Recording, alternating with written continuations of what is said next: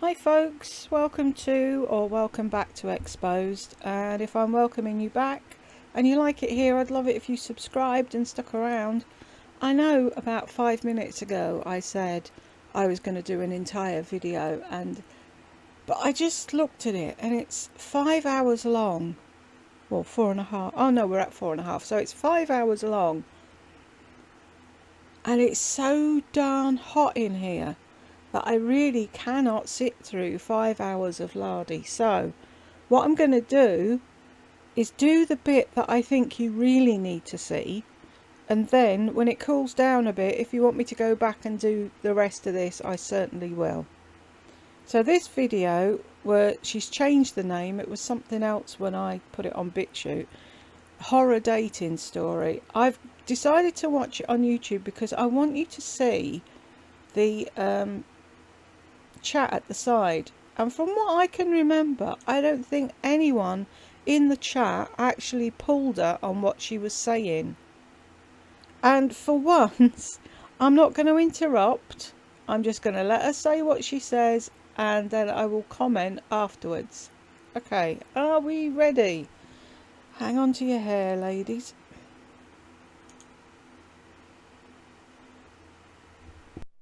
It's the fact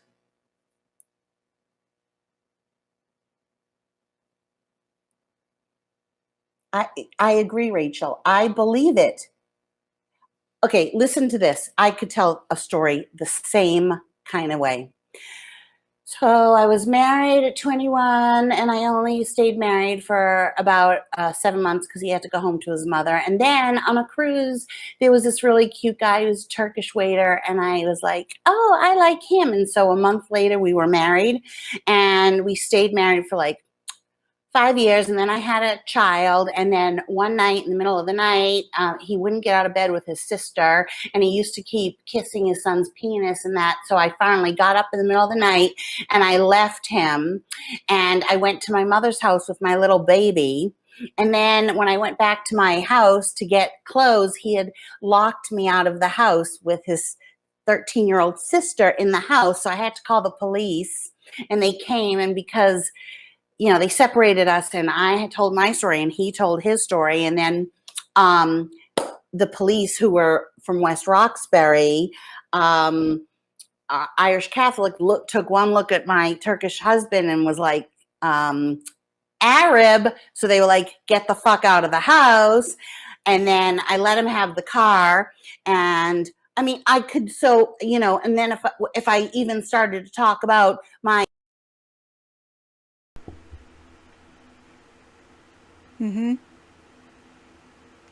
Did you hear that?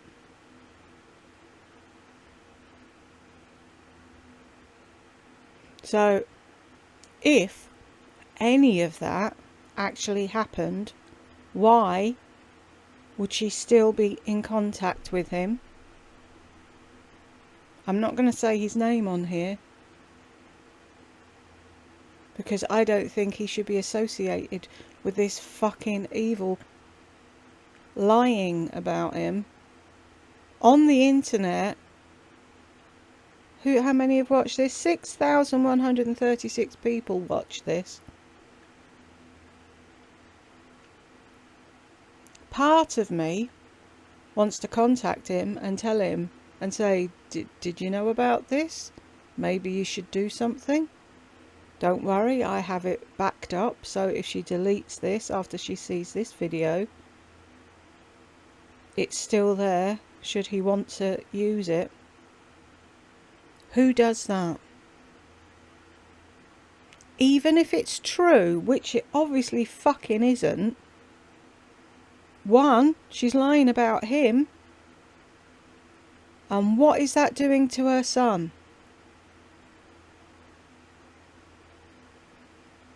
Has he heard this story?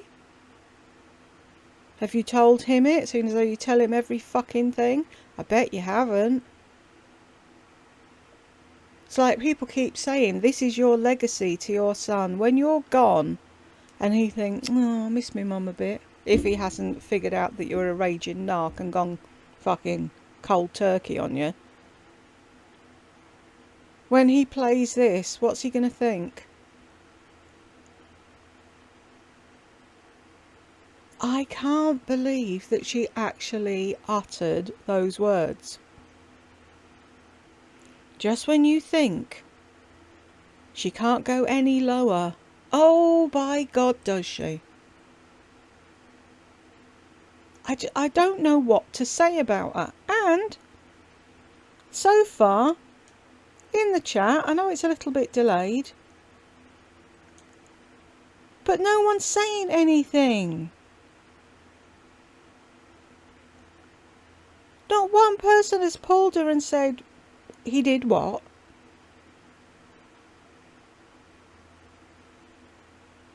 And what was the Arab bit about? Really? Oh, but we're not racist, are we? No. So I will continue till the end of this video just to see what other crap she comes out with, and if anyone in the comments, actually in the chat, actually pulls her on it. My mother and all of that, it's almost unbelievable.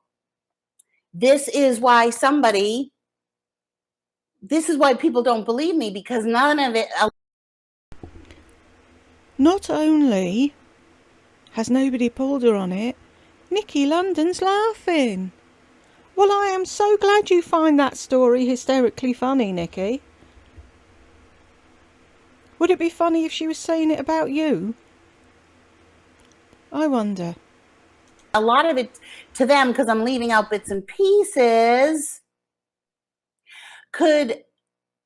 don't understand that somebody lent me the money before I was able to get the money released from the GoFundMe so that I could get my car back. But I had paid for it, but it was in my mother's name, blah, blah, blah, blah, blah, blah, blah. And so, yeah, blah, blah, blah, blah, blah, blah, blah. You've never explained it, have you? How the car was in your mother's name and it was repossessed, but they gave it to you. How did that work? See, I'll admit, I'm in the UK. I've no idea how things work in America. But I've been told that because the car's registered in your mother's name, that no fucking repossession place would give it back to you. Unless you went in there pretending to be your 80-year-old mother, and I'm sure they'd believe that. Because as much as you think you only look 40, who are you kidding? You know what I mean? But yeah, that's why I told him my story about my knees and about how I like to have sex. There was no reaction. He wasn't like, wow. There was no reaction. There was not, I said it as matter-of-factly as he told me, because at that point I was done. I was playing with him. From what I can gather, you weren't done or playing with this bloke. You were desperate to go out with him. Exactly, Rachel. Like, would I say I had 80% of my stomach removed? I don't tell guys that I had weight loss surgery. Why? Not initially, because I don't want them to think that, like, I'm going to be a fat pig again someday. I'm sorry. You don't tell them you had weight loss surgery because you don't want them to think you'll be a fat pig again one day. You're a fat pig now. They can see with their eyes. You don't need to tell them fucking anything. You don't tell them you had weight loss surgery because you don't want them to say, wow, fuck, that didn't work, did it? Okay. And I don't like to tell guys about the knees. I sometimes do, but I don't over the phone before I've met them, because I don't tell them I have Epstein-Barr. I don't tell them I have fibromyalgia and that I... Because you fucking don't. Because if you had fibromyalgia, lovey, there's no way you'd have been sat in that fucking hard back chair, not leaning back into it and having support, just sitting on the edge of it for 5 fucking hours, because you would be in agony. You wouldn't be able to move. You prove you don't have fibro every fucking day of the week. So stop saying you do.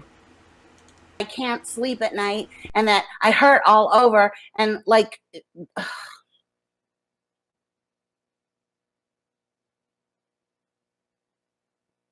I'm not saying who Cricket is. You don't, if you know, you know. What do I sound like?